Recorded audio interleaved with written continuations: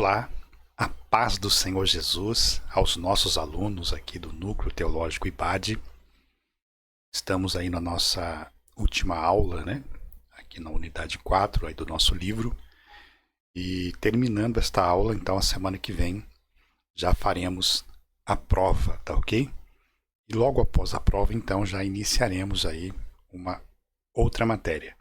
Então, eu desejo a todos vocês aí uma boa aula, em nome de Jesus, e também na sequência aí uma boa prova para vocês, tá ok? Vamos aí já para os slides, tá? Então aqui nós estamos no capítulo 1 da unidade 4, né? Você pode acompanhar aí também no seu livro, no seu material didático, porque eu coloco aí nos slides a página, tá? Bom, nós vamos ver aqui no capítulo 1 o preparo do sermão, tá? Uma rica experiência. Vamos lá. Nós temos aqui uma pergunta. Toda pregação ela precisa ter um objetivo? O que os irmãos acham? Sim, com certeza. Sim, toda pregação ela precisa ter um objetivo. Inicialmente, o pregador ele precisa perguntar a si mesmo o que eu desejo que os ouvintes aprendam por meio desta mensagem, por meio desta pregação. Então, o pregador tem que ter consciência disso, tá ok? Bom, eles precisam voltar para suas casas sabendo que qual o conteúdo o Espírito Santo deseja comunicar ao coração das pessoas. Interessante, né? Que impacto minha mensagem provocará na mente, nas emoções e nas ações dos indivíduos ao longo da semana?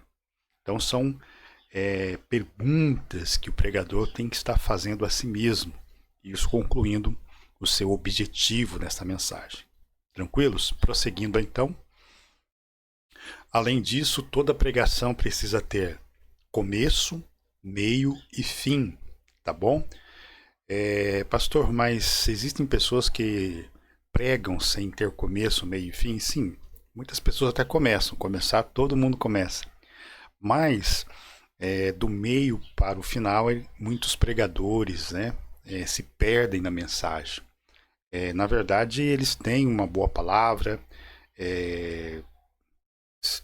têm o dom da pregação, mas muitas pessoas às vezes não conseguem organizar as ideias para que sejam colocadas em sequência, tá ok? E isso atrapalha um pouco porque muitas vezes a pessoa que está ouvindo a mensagem ela não consegue entender o raciocínio do pregador, não consegue chegar, né, no raciocínio onde o pregador quer chegar. Então isso é importante, tá ok? Bom, então visto que você já tem um objetivo, né, para sua mensagem, então a primeira coisa que nós vamos aprender aqui é identificar a ideia central do texto ou o objetivo geral do texto. Pastor, o que é o objetivo geral, a ideia central do texto? A ideia central do texto é aquilo que o texto fala, tá? É muito importante você, ao ler o texto, a princípio, como já aprendemos aqui um pouco atrás, você então, quando tem um texto para pregar, você deve ler no mínimo aí umas 20 vezes, né? Para quê, pastor? Para que você possa se familiarizar com o texto, ok? Então, à medida em que você lê várias vezes o texto, você se familiarizando com o texto, ficará mais fácil para você identificar a ideia central, você descobrir o que é que o texto está falando. Isso aqui é muito importante. É fundamental que você consiga fazer um resumo de 10 ou no máximo 12 palavras. Escreva isso, faça o resumo desse texto. Por que é importante identificar a ideia central? Porque uma vez sabendo o que o texto está falando, ou sabendo o que você quer falar a respeito desse texto, dificilmente você vai fugir desse propósito. Tranquilos? Então é fundamental para que você possa então estabelecer aí uma continuidade aí na sua pregação. Tranquilos? Vamos lá? Aqui nós temos alguns exemplos, né, de ideia central, mas seria muito interessante você mesmo, ao ler ao texto, né, conseguir identificar qual é a ideia central, o que o texto está falando para você mesmo ali. Tranquilos? Então aqui nós apresentamos aqui, como está no livro, né, algumas ideias centrais, né, e para dar um exemplo de como você pode fazer aí a divisão do seu esboço, tá ok? Então eu peguei aqui duas destas ideias centrais e diz assim: então a cruz é a garantia da vitória do servo de Deus, podendo criar divisões, né? Então a cruz ela é a garantia da vitória sobre o pecado, a cruz é a garantia de vitória sobre Satanás, a cruz é uma garantia de vitória sobre a carne, entendeu? Bom, aqui nós temos a outra ideia central. Deus atende às orações do seu servo. Aí nós podemos criar uma divisão assim: atendeu a oração de Ana, atendeu as orações de Paulo, atende às suas orações. Então, se percebe? Então, é fundamental que ao ler o texto você identifique a ideia central, tá? Nós colocamos algumas prontas aqui, mas o ideal é que você leia o texto e consiga identificar o que o texto está falando. Faça um resumo e tenha isso em mente. Tranquilos até aqui?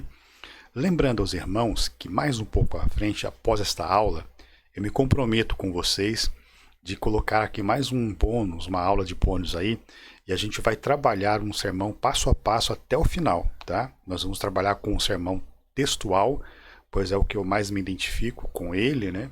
É o que eu mais uso, assimilei bem essa prática. Então a gente vai passo a passo. Depois dessa aula, vou programar uma aula com vocês aí. Tranquilos? Para que vocês aprendam direitinho. Bom, a escolha do título, tá? O título, na verdade, é o nome que você vai dar à sua mensagem, é o seu tema, tá? E o tema da sua pregação, ele precisa ser um tema importante, interessante. Veja o que bem está dizendo aqui. O título se encarrega de dar um nome, né, ao assunto. Ok? Deixa eu tomar um cafezinho aqui. Bom, de posse desta compreensão, é importante trabalhar algumas características para que o título seja bem desenvolvido, ok? Então, para que o seu título, o seu tema seja bem desenvolvido, ele precisa ser ter biblicidade, né? Ou seja, procurar tirar um tema extraído da própria Bíblia. O seu tema precisa ser atual, tá? Honesto. Por que honesto, pastor? Porque o seu tema é algo que vai chamar a atenção dos ouvintes, mas você tem que ser honesto com o seu tema. Não pode prometer mais aquilo que você vai conseguir cumprir, tá ok?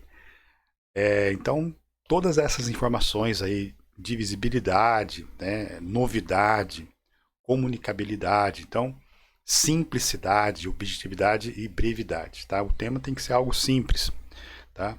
Então esses fatores devem ser criteriosamente avaliados pelo ministro, pois o título, apesar de pequeno, é essencial para o êxito do sermão. Tranquilos, irmãos? Lembrando os irmãos também que no livro há muitas informações, muitos detalhes ricos aí para o conhecimento dos irmãos. Tá? Então é muito importante que você leia todo o assunto do livro para você se inteirar mais aí dentro do assunto, tranquilos? Vamos lá então. Bom, aí, feito isso, tá? Próximo passo agora é definir o seu propósito. Nós vamos encontrar dentro do sermão dois propósitos aqui também, que é o propósito específico, né? Na verdade é o propósito básico. Alguns vão chamar isso de objetivo geral, tá? Na verdade, existem dentro desse assunto, esse é um assunto familiar, né? Então uns vão chamar de propósito básico, outros vão chamar de objetivo geral, tá ok? Então é a mesma coisa. De repente você vai ler um outro livro de homilética e você vai ficar um pouco perdido porque só muda as palavras, o sentido é o mesmo. Mas vamos trabalhar com o que o autor está colocando aqui. O que é o propósito básico, né? Lembra que nós estudamos aí já na aula passada, identificar o propósito básico do sermão é descobrir se o seu sermão será um sermão pastoral, o seu sermão será um sermão evangelístico, será um sermão doutrinário, entendeu? Então, na forma que você vai elaborar o seu sermão, você tem que identificar esse propósito básico, definir que tipo de sermão é. E o segundo propósito é o específico. O que é um objetivo específico? O que é um propósito específico? Na verdade, é onde você vai atingir a sua meta de pregação. Ou seja, é aquilo que você vai pregar e aquilo que você espera do seu ouvinte. Então é muito importante você ir para a igreja já com um texto para pregar, sabendo qual é a sua meta. Tá? No caso aí do exemplo da oração. Então eu vou pregar sobre os benefícios que adquirimos na oração, tá? Para que os meus ouvintes também sejam beneficiados. Então, o objetivo específico é sempre, você tem que sempre fazer essa pergunta. Eu vou pregar sobre esse assunto e o que eu espero dos meus ouvintes ao ouvir esse assunto, ok? Então, e lembrando aos irmãos que quando você lê o texto várias vezes, tá, você consegue com mais facilidade atingir esses objetivos aí. Tranquilos, irmãos? Vamos lá? Aqui nós temos um exemplo de um esboço, né, que está aí no livro, na página 159, e seria esse o tipo de esboço que você levaria para a igreja, tá ok? Então nós temos aqui, né, como eu disse aos irmãos, eu vou trabalhar com vocês um esboço passo a passo, e não fica muito diferente desse modelo aqui não, tá ok? Então, vou deixar aí para vocês observarem e prosseguir aí o próximo passo, tá ok? Capítulo 2, nós vamos apresentar aqui alguns tipos de sermão. Observa que eu estou fazendo um resumo do livro, tá? Não deixe de pesquisar os assuntos, que é muito importante aí. Então vamos lá. Nós temos aqui o sermão temático, tá? O sermão temático e o sermão textual. Vamos ver qual é a diferença de um e do outro. Dentro também desse contexto aqui, há as suas vantagens e as suas desvantagens, tá? O livro apresenta também essa possibilidade, não coloquei aqui, mas é fundamental que você leia aí. Então, primeiro, vamos ver o que é o sermão temático. É aquele cujas ideias, divisões, estruturas são oriundas de um assunto determinado pelo pregador, tá? Isso significa que o ministro escolhe esse assunto para pregar e, em seguida, busca nas escrituras as evidências, os textos, os versículos que embasarão os seus argumentos. Entendeu? Veja bem aqui, então, o sermão temático, o pregador ele traz um tema e vai para a Bíblia Sagrada extrair, né, as ideias do texto. Entendeu? Geralmente, quando alguém é convidado para pregar em algum lugar, né, geralmente se estabelece um tema antes. Isso acontece, então, a pessoa recebe o tema, então ele vai trabalhar em cima do texto para extrair as ideias. Isso aí é o exemplo do sermão temático, tá ok? Bom, nós temos também o sermão textual, tá? Vamos lá no sermão textual. O sermão textual é caracterizado por ter assunto que será ministrado extraído apenas de um versículo, olha só que interessante, de um versículo bíblico ou de um pequeno texto. A partir disso surgirão a ideia central, os tópicos ou as divisões do sermão. Marinho é um autor que discorre sobre o assunto, afirma que difere radicalmente do sermão temático no que diz respeito à origem do assunto. Enquanto no temático o assunto sai da cabeça do pregador e no textual o assunto sai do próprio texto bíblico, tá ok? Então, qual é a diferença do sermão temático com o sermão textual? O sermão temático, o pregador tem um tema, né, e ele vai para a Bíblia extrair as ideias. O sermão textual, ele vai da própria Bíblia tirar as ideias, tá ok? E geralmente o textual ele é um versículo ou um texto pequeno. Ficou claro? Qualquer dúvida que surgir também, você pode deixar no comentário aí que responderemos com o maior prazer. Aí nós temos o sermão expositivo, tá? Quando nos deparamos com a palavra expositivo, logo somos remetidos à ideia de exposição, expor, mostrar algo, não é verdade? Então é exatamente nesse significado daquilo que nos propomos a fazer. Então, ministrar um sermão expositivo, conforme Marinho, afirma que no sermão expositivo não há imposição do ministro sobre o texto. Antes, ele se encarrega de expor aquilo que a passagem em si quer dizer. Isto é, a informação é extraída dele sem imposição pessoal do pregador. Olha que interessante, como nós vamos ver aí no livro, cada um dos tipos desses sermãos tem as suas vantagens, as suas desvantagens, né? Uns exigem mais do ministro, outros nem tanto, tá ok? Já o sermão expositivo, então, é um tipo de sermão que exige mais do pregador. Qual é a diferença, então, quando a gente lê o expositivo com o temático, a gente se percebe que ambos são extraídos da própria escritura. Então, não há participação do ministro em colocar aqui a sua ideia, correto? Bom, então a diferença está na condições de conteúdo. Por exemplo, o sermão textual geralmente é um versículo ou um texto pequeno. Já o sermão expositivo pode ser um capítulo inteiro, tá? 2, 3 capítulos, ou até mesmo o livro inteiro. Por isso, exige-se do ministro um conhecimento muito bom aí das escrituras. Tá ok? Então ficou claro? Sermão temático, textual e expositivo. Tranquilos? Para se pregar um sermão expositivo é necessário conhecer o determinado texto em sua profundidade, é o que eu falei, né? Os níveis históricos, gramatical, literário. Isso se torna desafiador para o ministro, porém enriquecedor quando bem o desenvolve, né? Enriquece para si e para a igreja o que ouvirá. Então, o sermão expositivo, diferente do sermão textual, se ocupa de passagens mais longas, né, das escrituras, capítulos extensos e até mesmo um livro completo, como eu disse a vocês. Tranquilos? No capítulo 4, nós temos aí a introdução, nós temos aí aplicação, ilustração, conclusão de um sermão. Tá? Poderíamos até acrescentar aqui, irmãos, dentro desse tópico, né, que na verdade nós temos a introdução, nós temos a interpretação, correto? Nós temos a ilustração e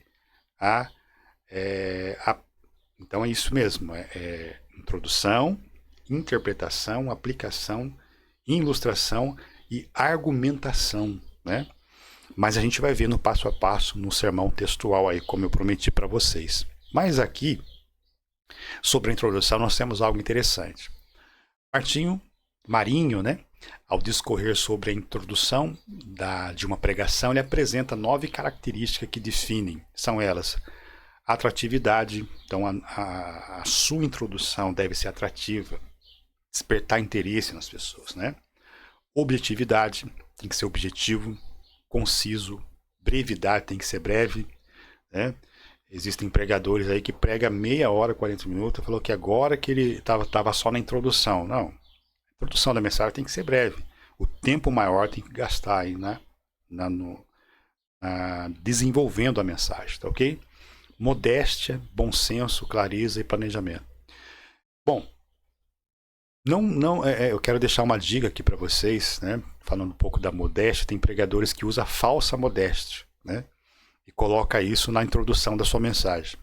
Muitas vezes o pregador inicia sua mensagem assim: olha, eu não espere nada de mim.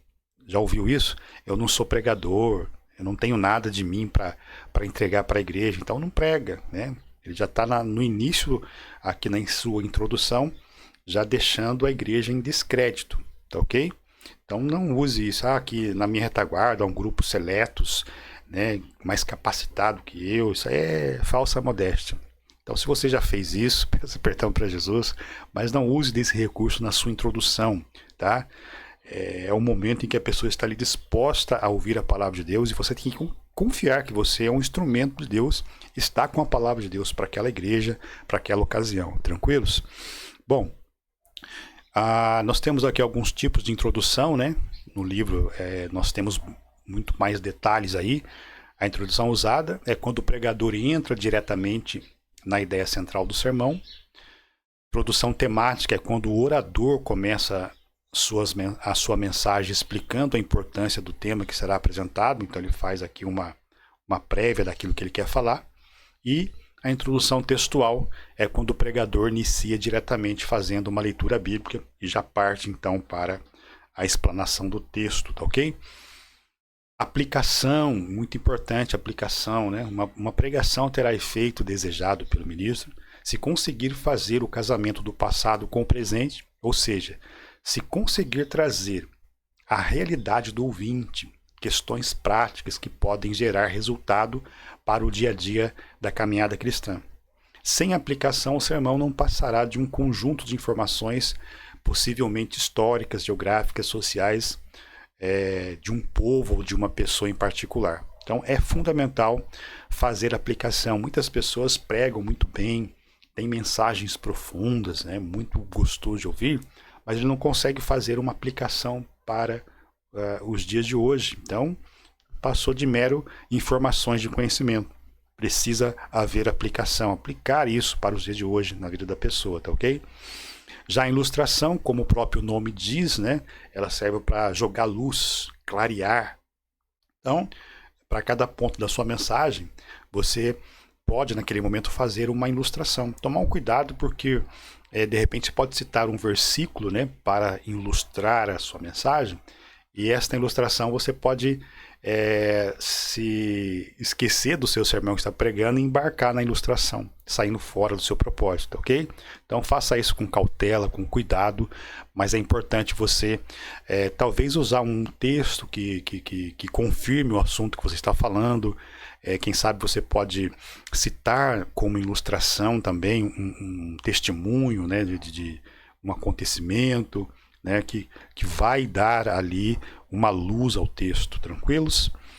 Conclusão, tá? Conclusão é o momento do sermão em que o ministro deverá apresentar de forma breve, resumida e enfática as grandes e marcantes verdades que deseja que sejam reforçadamente dos participantes. Então, na conclusão, é comum, né? Você pode fazer um resumo. Se o seu sermão é um sermão de 3 tópicos, você pode fazer um resumo aí dos 3 tópicos, né, rapidamente, e aplicar então a parte final, aí finalizando o seu texto, tá ok?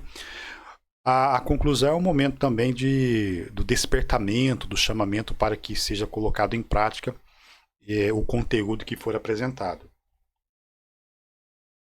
Tranquilos? Bom, e para o final aqui, nós temos o apelo, tá?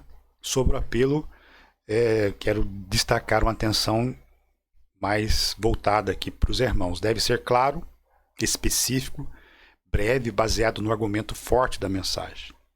O apelo deve ser feito com dependência espiritual, tá?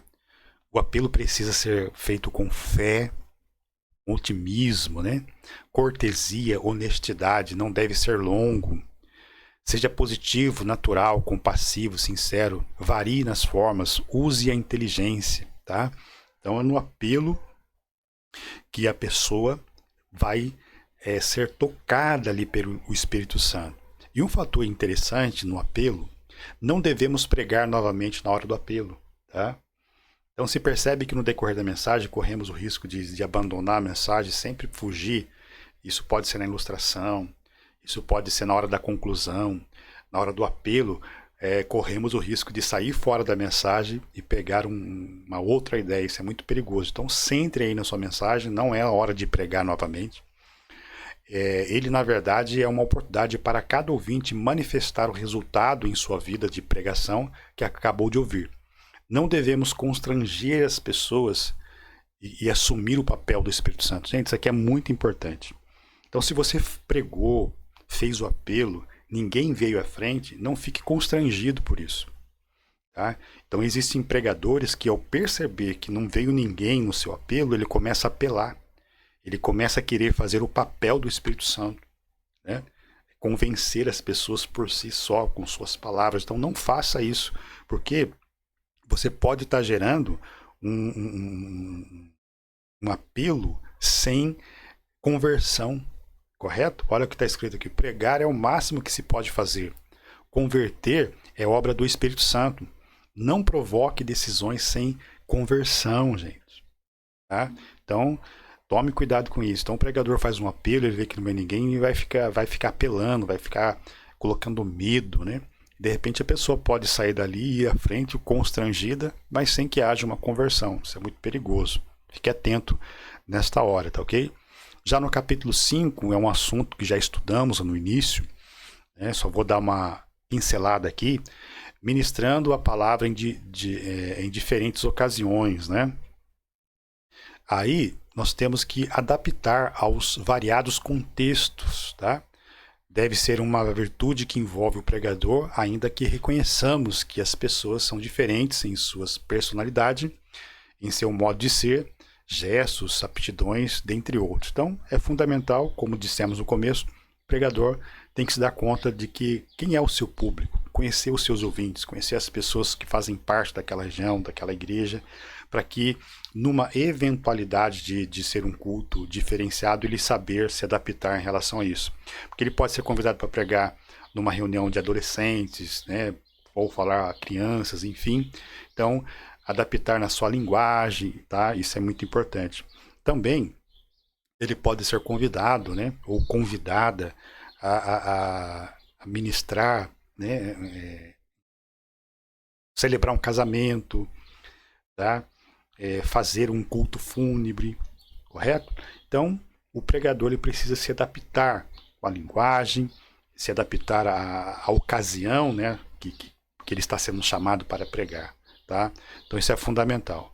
Amém, irmãos? Então, feito isso, nós encerramos aqui, né, a nossa aula e seguindo então aí a nossa provinha, tá?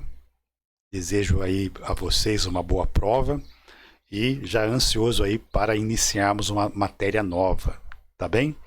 Então vamos lá. Vamos partir então para o encerramento. Eu agradeço a atenção de todos aí, em nome de Jesus. Amém?